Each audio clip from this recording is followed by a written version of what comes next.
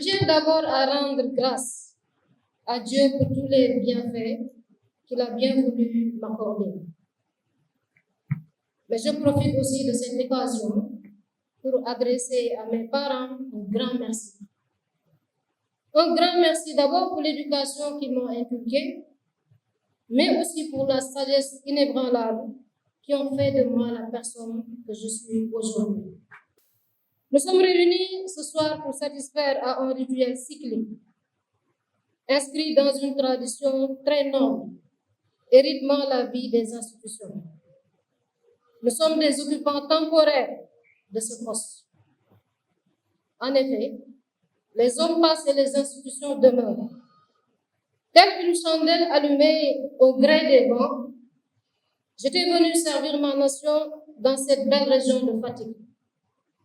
Et me voilà arrivé au terme de cette mission dans ce territoire riche de son histoire, riche de ses hommes, riche de ses valeurs et riche également de ses apprentissages. L'heure pour moi est venue de partir après 5 années à la gouvernance de Fatick. Aussi, la quintessence de mon message est le suivant. Chère population de Sine, ce fut un honneur et une passion de vous avoir servi et au-delà d'avoir servi l'État en vous servant. Les populations de la terre de Mamindis et des Guelwaars ont cette particularité d'avoir mis en avant les Linguères et les Saltigués bien avant tout le monde. C'est la première région à avoir ouvert la voie en accueillant la première femme gouverneure. Et à ce jour, la région bat le record avec 3 femmes à son compteur. L'expérience réussie de Fatick a motivé l'ouverture vers d'autres régions. Au cours de mon parcours de préfet, j'ai eu l'occasion d'entendre préfet Debo. Ceux qui parlent à Pulaar sauront préfet Debo, ça veut dire préfet femme. Mais ici, au niveau de la région de Fatick, ce que j'ai constaté, c'est le terme gouverneur qui revient, mais pas le terme gouverneur fandé. Merci d'avoir compris très tôt. Chère population, je tiens à vous remercier de vous être déplacés pour assister à cette cérémonie et mention spéciale aux vaillantes femmes de Fatick. J'ai eu écho de toutes vos réactions. Mesdames et messieurs, consciente d'être une partie prenante d'une chaîne de responsabilité dans la conduite des politiques publiques, vous comprendrez ma réticence à vous livrer un bilan de mes activités. À la place, permettez-moi de me focaliser sur le constat des réalisations importantes de l'État dans la région. À cette fin, l'examen du rapport 2023 de la conférence territoriale montre que le montant global des investissements répertoriés dans la région s'élève à 483 291 308 057 francs. Presque la moitié des investissements réalisés dans la région sont allés au secteur du transport et du désenclavement. Le secteur de l'énergie occupe la 2e place, l'éducation vient en 3e place, l'agriculture, l'hydraulique et l'action sociale se positionnent à la 4e, 5e et 6e place. Ces chiffres sur le papier se sont traduits, bien évidemment, par des réalisations concrètes sur le terrain, et je prendrai pour exemple le secteur d'abord des infrastructures, avec la construction du pont à péage Nelson Mandela de Foundiougne, la réhabilitation de la route nationale numéro 9 Fatick-Foundiougne-Passy et l'autoroute à péage Mbour-Fatick-Kaolack qui est en cours de réalisation. En prenant le secteur de l'éducation, nous sommes à 18 écoles clés en main et 300 salles de classe équipées. Et nous avons aussi constaté une réduction des abris provisoires qui sont passés de 569 à 301. Pour le secteur de l'hydraulique, nous avons comptabilisé 63 forages réalisés, 58 châteaux d'eau et 577 km de linéaires de distribution d'eau. Si ces projets qui ont été cités ont été réellement réalisés, Cependant, force est de constater que certains projets peinent encore à se concrétiser à cause de retards divers, notamment l'absence de financement, l'absence de sites et même le retard des entreprises attributaires. Donc l'impératif désormais, c'est de relever les défis suivants.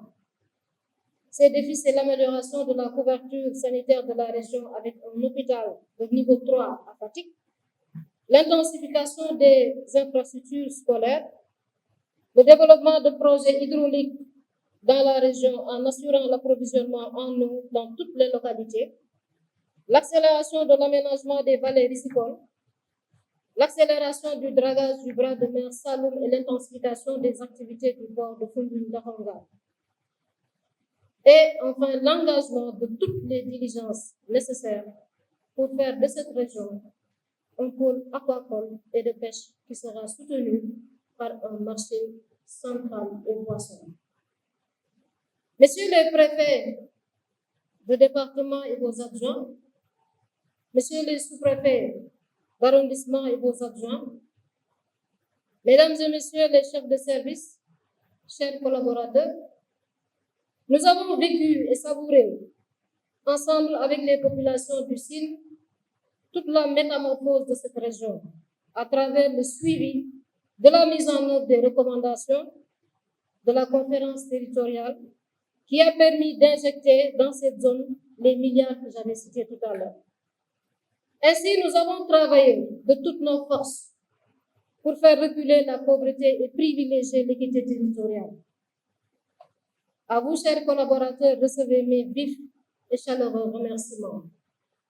L'administration territoriale, ce sont aussi les collectivités territoriales et les partenaires au développement.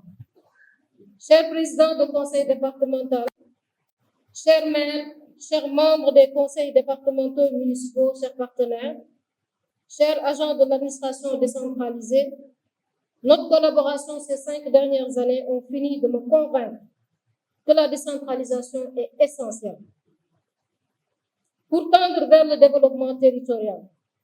J'ai vu votre engagement aux côtés des populations et votre dévouement pour travailler avec l'État et faciliter son action dans les collectivités territoriales. Cette coopération État-collectivité territoriale est pour sur la base d'une vraie territorialisation des politiques publiques.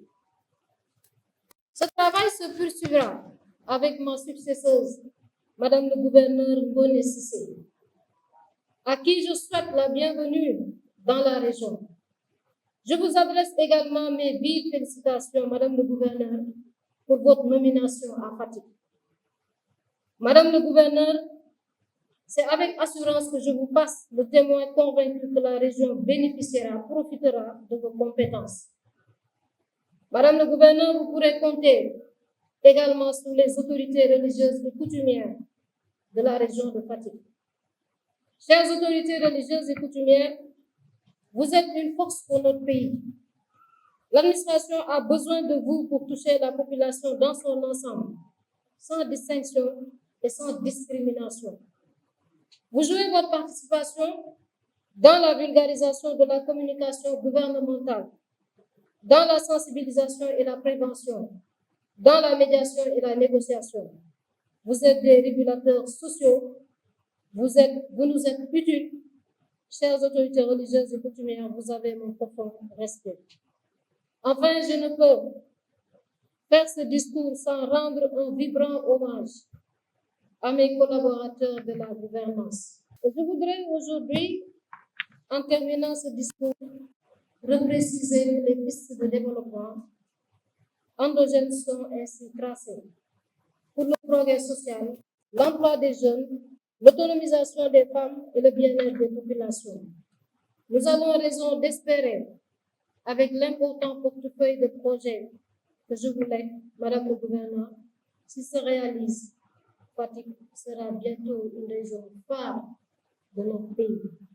À vous tous, à tous les amis ici présents, je n'ai pas pu vous citer, mais je vous dis tous, merci.